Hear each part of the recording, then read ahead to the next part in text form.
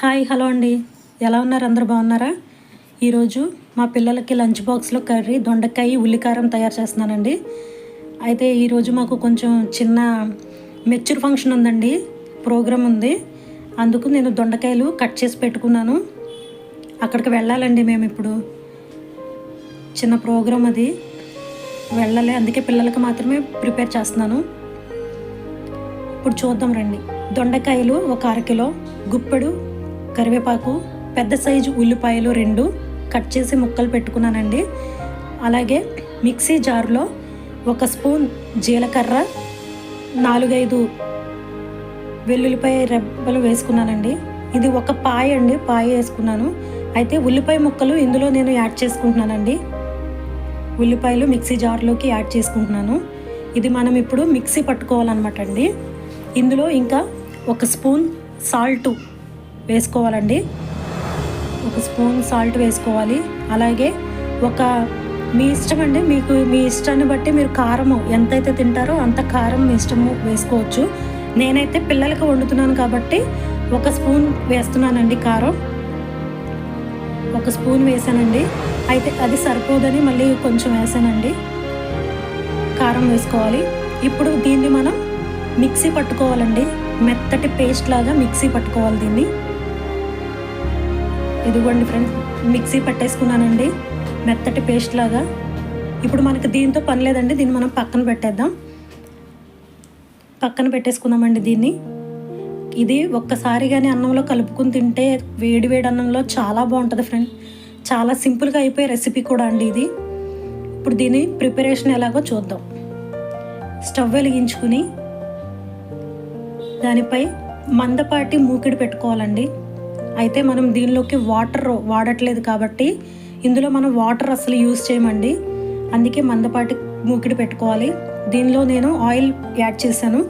ఈ కూరకు వచ్చేసి కొంచెం నూనె ఎక్కువే పడుతుందండి. ఈ కర్రీకి కొంచెం ఆయిల్ ఎక్కువే పడుతుంది. ఆయిల్ యాడ్ చేశాను నేను. ఇప్పుడు ఇందులోనే 1 స్పూన్ ఆవాలు కూడా వేస్తున్నాను. 1 స్పూన్ ఆవాలు వేసానండి. అలాగే 1 గుప్పెడు కరివేపాకు కూడా వేసానండి. ఇది వేగిన తర్వాత మనం ముందుగా కట్ చేసి పెట్టుకున్న దొండకాయ ముక్కలు ఇలా పొడవుగా కట్ చేసుకోవాలండి. ఈ కర్రీకి ఇలా పొడవుగా కట్ చేసుకుంటేనే బాగుంటుంది. పొడవుగా కట్ చేసుకున్న దొండకాయ ముక్కలు కూడా యాడ్ చేస్తున్నాను. ఇవి మొత్తము యాడ్ చేసేసుకుని చక్కగా మిక్స్ అయిపోయేలాగా కలిపేసుకోవాలండి. మొత్తం ఆయిల్లో మిక్స్ అయ్యేలాగా నీట్గా కలిపేసుకోవాలి. ఇప్పుడు చూడండి నేను ఎలా కలుపుతున్నానో అలా కలిపేసుకోవాలి. ఇలా కలిపేసుకున్న తర్వాత కాసేపు మనం ఒక 10 నిమిషాలు దీన్ని అలాగే మగ్గనివ్వాలండి, మూత పెట్టేసుకుని. అయితే మీడియం ఫ్లేమ్లో పెట్టుకుని మగ్గించుకోండి ఫ్రెండ్స్. అలా మగ్గితే మంచిగా మనకి నీట్గా చక్కగా మగ్గిపోతాయండి. ఇదిగోండి నేను ఒక 10 నిమిషాలు ఆగాక తీసి చూశాను. సగం వరకు ఇలాగ ఉడికిపోయినాయండి, ఇలా మగ్గిపోయినాయి. ఇప్పుడు ఇందులో మనం ఇందాక నేను ఉల్లిపాయ పేస్ట్లో సాల్ట్ యాడ్ చేశాను కదండి, ఇందులో కూడా మనం కొంచెం చూసుకుని మనం సాల్ట్ అనేది యాడ్ చేసుకోవాలి. 1 స్పూన్ సాల్ట్ వేస్తున్నాను నేను. ఇందులో కళ్ళుప్పు వాడకూడదండి. కళ్ళుప్పు వాడితే ఏంటంటే మనం వాటర్ వేయం కాబట్టి అది కొంచెం కరగడానికి టైం తీసుకుంటుంది కాబట్టి కళ్ళుప్పు వాడట్లేదు. ఇదిగోండి మగ్గిపోయినాయి.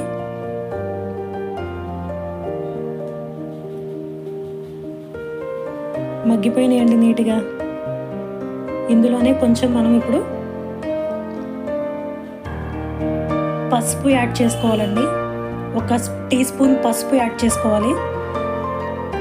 నేను ప్రోగ్రామ్కి వెళ్తున్నానని చెప్పాను కదండి, 1 టీ స్పూన్ పసుపు యాడ్ చేస్తున్నాను.